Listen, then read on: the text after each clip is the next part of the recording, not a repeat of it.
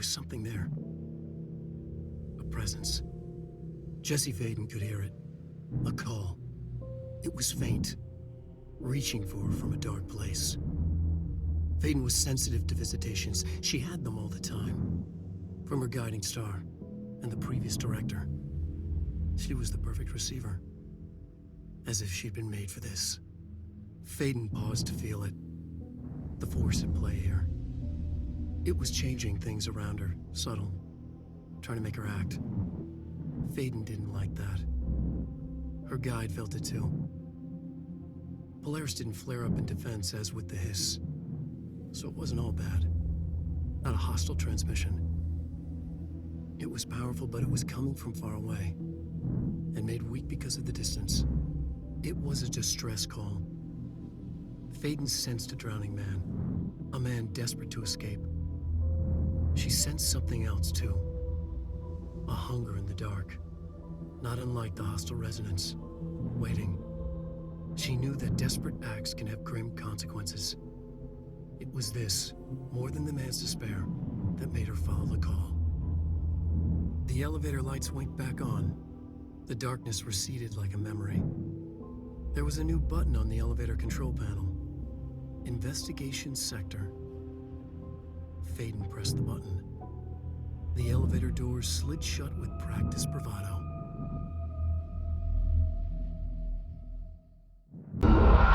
Do we know each other? This feels familiar. I can't seem to... I've forgotten it. I'm sorry. My name is Alan Wake.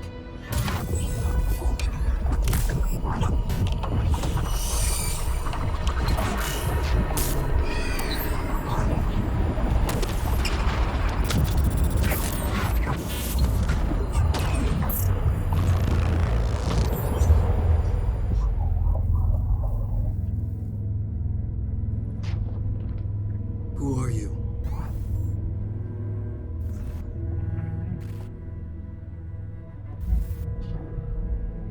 Who are you? Do I know you? I'm your friend Tom. Tom Zane. There's nothing to worry about. Tom. The poet. The diver. You look different. That was just a role. A character. The protagonist I played in my old film. I'm a filmmaker. An auteur like yourself. We're working on this together, remember? An artistic collaboration.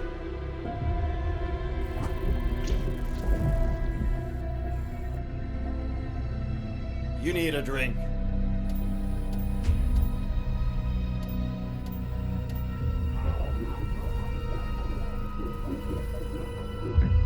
Gipfel.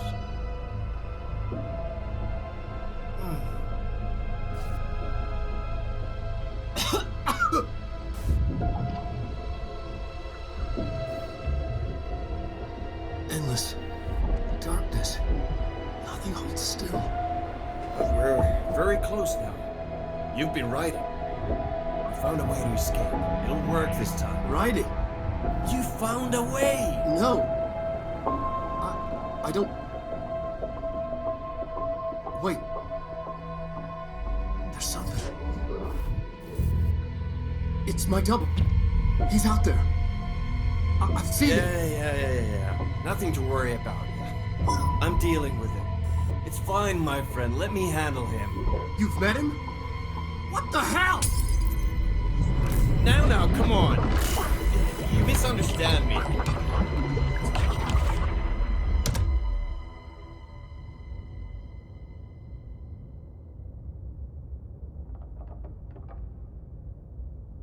That was Alan Wake, the writer who went missing in that AWE case I read about. Dr. Emil Hartman was desperate. The Federal Bureau of Control had stolen his life's work. This was his last chance, his final experiment. What he'd been too scared to do before. Hartman dove into the lake, was taken, devoured by hungry darkness, became the thing that had been Hartman. Only an echo of him remained, fragmented impulses on autoplay. violent, bloodthirsty darkness in the driver's seat. Emerging from the lake, the thing was captured by the FBC. Brought in, contained, studied. The thing broke loose, killed everyone it could. The FBC fell back and sealed the sector. The thing was alone in the dark, lurking, roaming, waiting. Then something else came. Not darkness, but similar enough. A sound. A resonance. It shouldn't be a surprise. If there's one, why not another? The darkness inside the thing could have been immune, could have resisted, fought, could have been passed by, passed through with no effect. But it didn't, and it wasn't. Maybe it had grown weaker over time, not aged. It was timeless, but weaker with no link to its source. A metamorphosis followed. The thing that had been Hartman went through another change.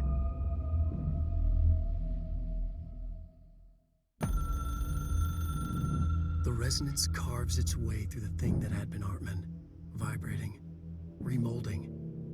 The sound changes the darkness, and the darkness changes the sound. They both changed what remained of Hartman. They all turned into something else. A third thing. The sound made darker. The darkness made louder. Hartman was stretched. Stretched as anyone when seen from out of time, like a worm through time. Almost an Ouroboros, a spiral, a maelstrom. The gravity well of a black hole, twisting inward, tightening, taking you deeper and deeper to the bottom, the heart, and through to the other side.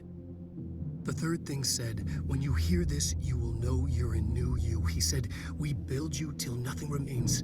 He said, under the conceptual reality, behind this reality, you must want these waves to drag you away. He said, baby, baby, baby, yeah, orange peel. The third thing was a monster.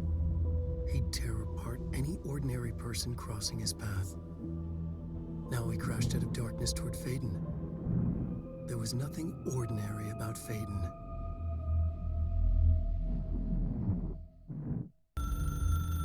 I've written and rewritten, deconstructed, reconstructed, experimented with different voices, changed the style, changed myself, forgotten the language, relearned the language. Have I been here before? Gone down this path before? The darkness wants to hide the past to make me lose my way. You must know where you've been to know where you're going. I trust what I read on these pages. I wrote them for a reason. My notes to myself. The only way to make progress, recap, then write more. The style then. Lose the fat. Make it clear. Ugly. Functional. Present. Be blunt. Only the brutal truth. Cut through the reality, tear it apart, rewrite it.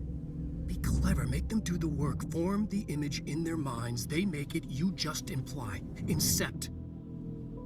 They're drawn to the mystery, obsessed. You set it up, they put it together. Their interpretation, and there's only one because you give them no choice. And they believe in it because it's theirs now. I've forgotten again. I had a plan. I know it.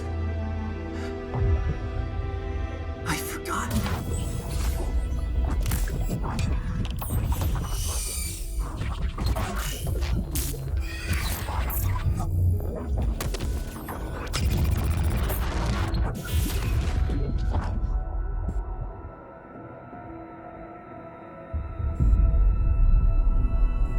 He's coming.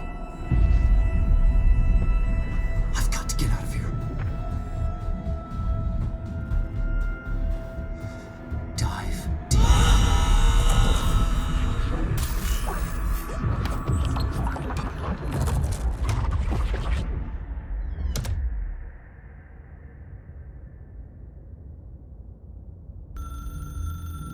The story needed many beginnings, many springs. Streams that turned into a river, a flood, and then an ocean. This was one. Wake used the materials he had, the connections he had, the people, the places. Wake put them in to make it true. His wife, the psychiatrist, his city. These connections, like magnets, move things. Alice was a conduit. She'd been in the dark place. The thing that had been Hartman sensed her near, sensed Wake through her. Went berserk, broke loose. Wake made sure Alice was already gone by then. Safe. The more springs, the more the story became real. The more people believed. Cause and effect. It was extremely delicate and hard work. It had to go through the path of least resistance where success was most likely. Where there was a connection already. Wake felt the pressure grow in his head. Going mad. Wake had to escape. Right. His escape. He was already out. He wanted to make it true. Wake needed a hero. A hero needed a crisis. For the part in the story about the government agency, Wake needed something special, something to convey an alien force mimicking human intelligence.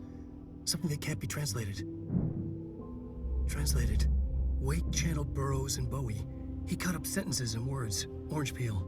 You are home. Insane. He put them in a shoebox. He pulled out the words. Wake created a Dadaist poem. He'd try anything once. Or had he tried this before? Hartman won't be a problem anymore, Langston. But investigations need someone to run it. Interested? I've seen what happens to sector heads, ma'am. No, thank you. Ma'am, I'm getting something on my terminal here, an AWE alert from Bright Falls, Washington. But it might be a glitch. The date's all wrong, a couple of years in the future. And we're in lockdown, there shouldn't be any incoming signals. Maybe it was active before we went into lockdown? Are there agents on site? Let me check. Agent Estevez is the field agent in charge of monitoring the site, so she should be there to let us know if the situation has been through any major changes recently.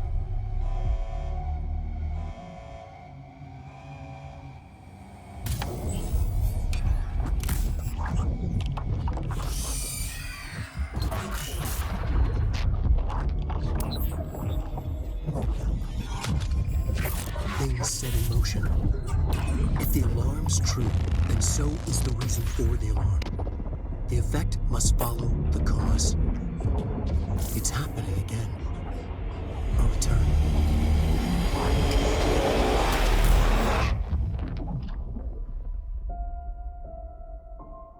You have been warned.